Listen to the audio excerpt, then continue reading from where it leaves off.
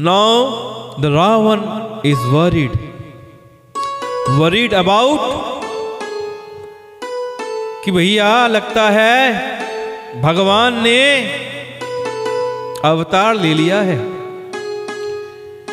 क्योंकि वो क्या सोच रहा है, सुर नर असुर नाग खग माही, मोरे अनुचर कह को नाही, खर दूषण मोहि सम बलवंता, तेनाई को मारई बिनु भगवंता।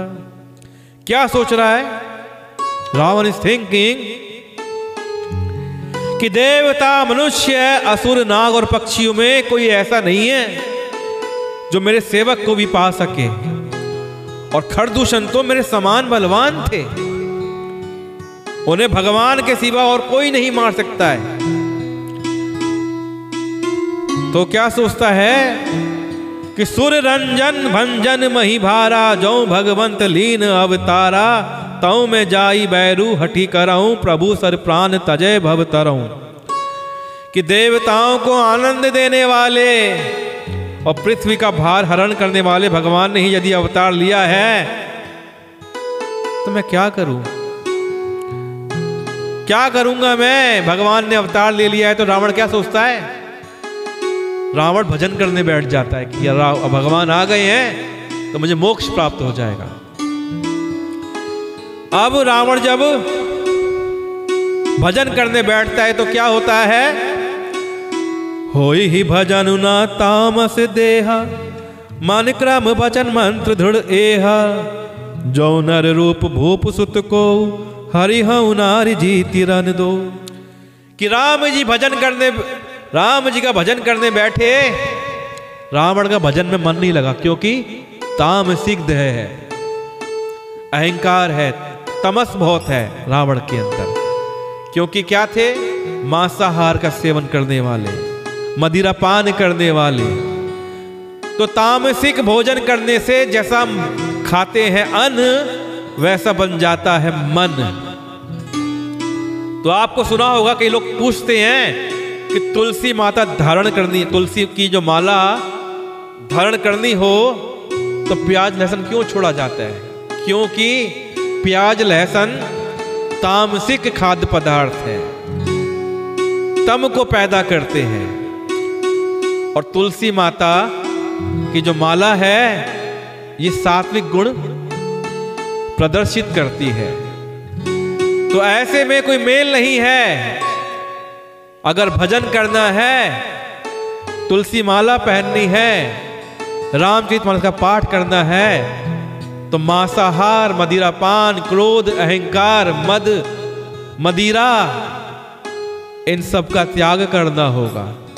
तब आप सही मायने में भगवत भक्ति पा पाएंगे। तो रावण भजन करने बैठा, रावण से भजन नहीं हो पाया, क्योंकि वो तामसिक गुण का है। तो उसने क्या सोचा? मैं जाकर हठपूर्वक उनसे बैर करूंगा और प्रभु के बाण के आघात से प्राण छोड़कर भव सागर से तर जाऊंगा। रावण को पता नहीं है, रावण को सब पता है कि मुझसे भैया भजन तो नहीं हो पाएगा, तो मैं क्या करूंगा? मैं श्री राम जी से दुश्मनी करूंगा, उनसे बैर करूंगा और प्रभु के बाण से मुझे मुक्ति मिल जाएगी। अगर आप देखें युद्ध में रावण ने एक भी तीर राम जी की तरफ नहीं चलाया। कभी इधर, कभी उधर, कभी ऊपर, कभी दाएं, कभी बाएं, कभी नीचे बाण चलाता रहा, क्योंकि उसे बाण लेना था, बाण चलाना नहीं था। और रही माता जानकी की बात, भैया जिसको वो धनुष यज्ञ में नहीं जीत पाया माता जानकी को, अब यहां से कैसे जीत लेता?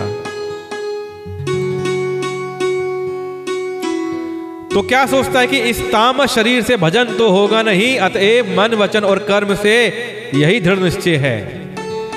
होई ही भजन ना तामस देहा, मन क्रम वचन मंत्र दृढ़ एहा, जो नर रूप भूप सुत को, हरि हऊ नारी जीती रन दो। इस तामस शरीर से भजन तो होगा नहीं, अतएव मन वचन और कर्म से यही दृढ़ निश्चय है। और यदि वे मनुष्य रूप कोई राजकुमार होंगे तो उन दोनों को रण में जीतकर उनकी स्त्री को हर के ले आऊंगा, और भगवान होंगे तो मुझे मोक्ष मिल जाएगा।